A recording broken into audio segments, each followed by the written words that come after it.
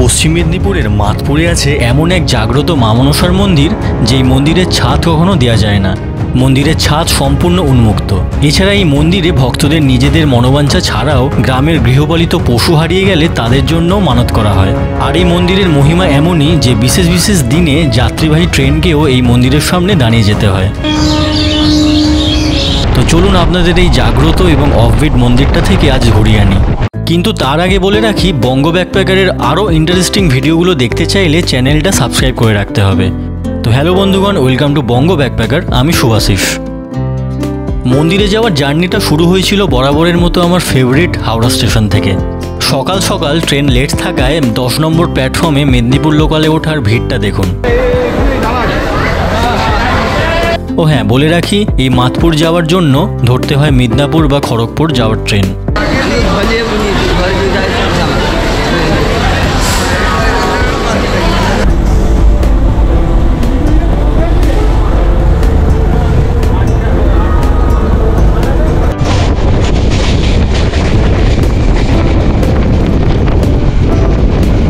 বৃষ্টি ভেজা মেঘলা দিনে সবুজে ভরা ধান জমি আর বাংলার অপরূপ এই সৌন্দর্যতাকে সাথে নিয়ে একটা অসাম ট্রেন জার্নির সাথে চলেছিলাম আজকের গন্তব্যে।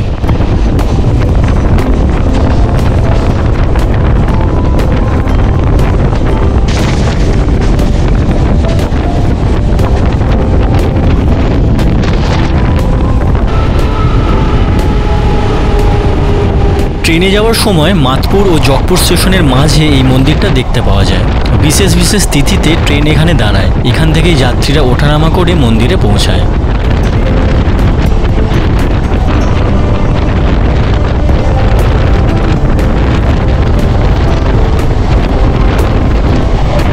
আজকের ওয়েদারটা দেখুন, কি সুন্দর লাগছে।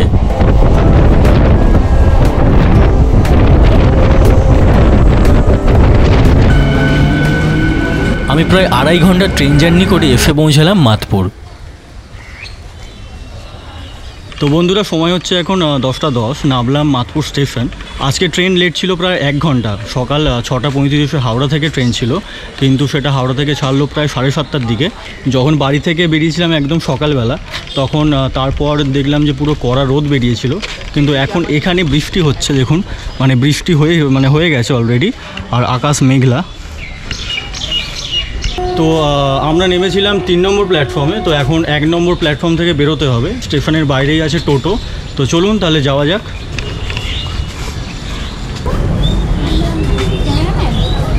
তো স্টেশনের বাইরে থেকেই পেয়ে গেলাম টোটো। এখান থেকে টোটো যদি 2 জন বা 1 জন থাকে রিজার্ভ করে যেতে হয়।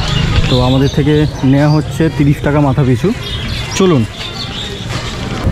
স্টেশনের বাইরে থেকেই টোটো পেয়ে যাবেন এখানে যাওয়ার জন্য। আর বলে রাখি, জগপুর স্টেশনে নামলেও আপনারা এই মন্দিরে যেতে পারবেন। দুদিক থেকে ডিস্টেন্স একই। আজকে আমার ভ্রমণ সঙ্গী অর্পণ, দুজনে মিলে চলেছি লোকমুখে চর্চিত এই জাগ্রত মা মনসার মন্দিরে।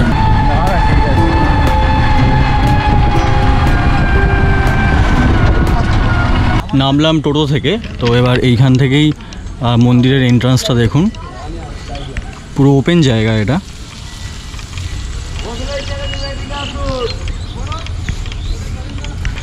সামনে আছে মন্দিরের পুকুর, পুরো চারদিক বাঁধানো, সুন্দর পরিবেশ।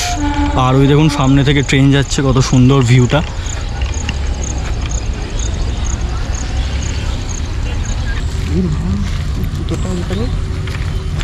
বৃষ্টি হওয়ার পরে পুরো রাস্তাটা কাদা হয়ে গেছে, কাদা প্যাচ প্যাচ করছে। এখানে দেখতে পাচ্ছি অনেক কটা দোকান আছে, কিন্তু আজকে প্রায় সবই বন্ধ। কারণ হতে পারে যে শনি মঙ্গলবার করেই হয়তো দোকানগুলো খোলে, আর স্পেশাল পুজোর দিনে। দোকানগুলো হলো পুজোর সামগ্রী ও ডালার দোকান। শনি মঙ্গলবার আসলে এই দোকানগুলো খোলা থাকে, কারণ সেদিন মন্দিরে ভিড় অত্যাধিক হয়। একটা দোকানের ভিতর জুতোটা রেখে খালি পায়ে চললাম মন্দিরের দিকে। ভিডিওর প্রথমে যেমনটি বলেছিলাম, এই মন্দিরের ছাদ খোলা। যতবারই মন্দির কর্তৃপক্ষ ছাদ ঢালাই দেওয়া বা ছাউনি দেওয়ার চেষ্টা করেছে, ততবারই কোনো না কোনো কারণে ছাদ ভেঙে গেছে। ভক্তদের বিশ্বাস, মা মনসা এখানে খোলা আকাশের নিচে থাকতে পছন্দ করেন। মন্দিরের দ্বারটা খুব সুন্দরভাবে সাজানো এবং দেয়ালে বর্ণিত আছে মনসামঙ্গলের কাহিনী।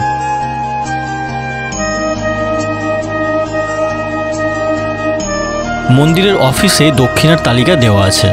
আর বাইরের ডালার দোকান থেকে আপনাদের সামর্থ্য মতো 10, 20, 30 টাকা যতটা সম্ভব সেই মূল্যের আপনারা পুজো দিতে পারেন। আর সবচেয়ে ভালো বিষয় হলো এখানে কোনো পান্ডাদের উপদ্রব নেই। আপনি নিজের হাতে মায়ের সামনে ভক্তি ভরে পুজো দিতে পারেন।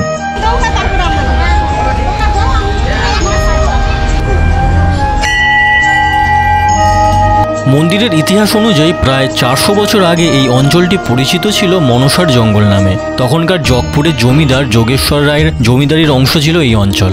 একদিন জমিদার মা মনসার স্বপ্নাদেশ পান এই জায়গায় তার মন্দির স্থাপন করার জন্য। তাই জমিদার মায়ের আদেশ মতো জঙ্গল পরিষ্কার করে এই মন্দির নির্মাণ করেন। মন্দিরের মাঝখানে অবস্থিত এই উই ঢিবিকে মা মনসার প্রতীক রূপে পুজো করা হয়। আর এই ঢিবির ভিতরে আছে অনেক সাপ। বর্তমানে এই উই ঢিবির চারপাশ সিমেন্ট দিয়ে বাঁধিয়ে দেওয়া হয়েছে এবং অপর ঢিবিকে পদ্মের রূপ দেওয়া হয়েছে। ভক্তদের ঢালা দুধ এই উই ঢিবি থেকে নির্গমনের কোনো চিহ্ন পাওয়া যায় না। এটি সম্পূর্ণ রহস্যময়।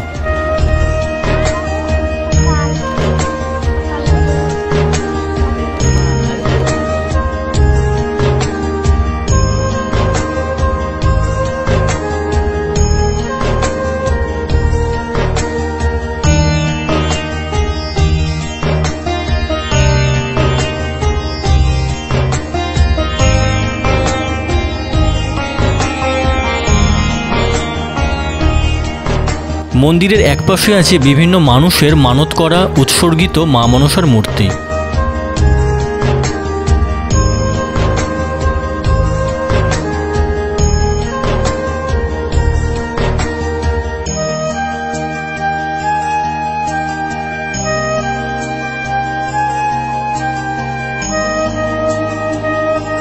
আর দেখুন মন্দিরের ভক্তরা নিজেরাই কি সুন্দরভাবে মায়ের পুজো দিচ্ছে।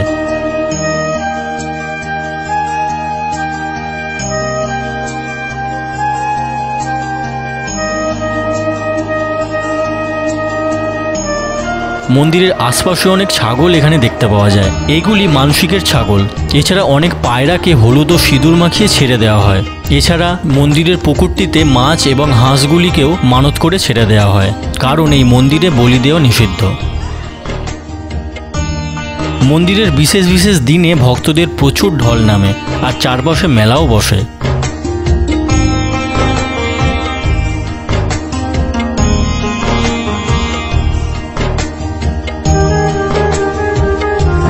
ভিডিওটা শেষ করার আগে মন্দিরের পুকুরটা দেখে আসার সময় এই ব্যান্ডটির সাথে দেখা হয়ে গেল।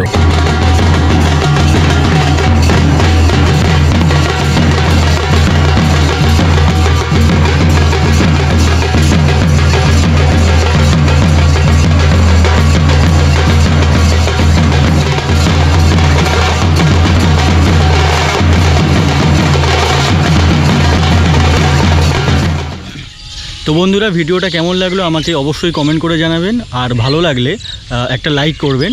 আর এখন মন্দিরের পাশে চলে এসেছে একটা সুন্দর জায়গাতে। এই ভিউটা দেখুন, চারদিকে পুরো সবুজ ধান ক্ষেত। আর এই ধান ক্ষেতের ওপারেই আছে রেল লাইন। আর এখান থেকে যখন রেল যায় তার একটা সুন্দর ভিউ পাওয়া যায়, সেটা দেখুন।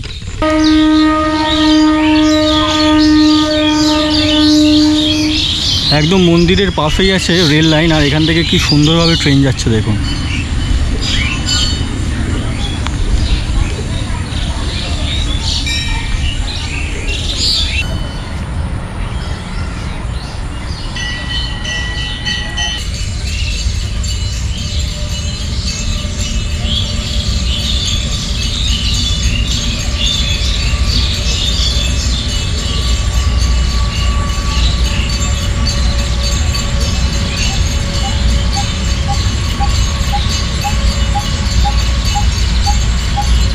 তো বঙ্গ ব্যাকপ্যাকারের এরকম ট্রাভেল ভিডিও, ট্রাভেল ভ্লগ দেখার জন্য চ্যানেলটা সাবস্ক্রাইব করে রাখবেন।